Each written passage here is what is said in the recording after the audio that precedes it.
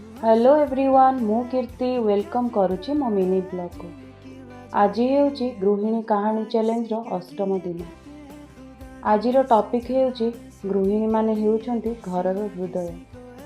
हाँ आज्ञा, घर को केवल सजई देले सुंदर हो जाएनी, घर को सुंदर करे जड़े गृहिणीर भल पाइबा।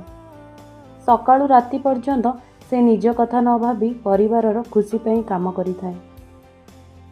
घरर प्रत्येक खुशी पछरे थाए जड़े गृहिणीर त्याग। से थकी जाए किंतु हसु थाए, से दुख पाए किंतु काहाकू कहे नहीं।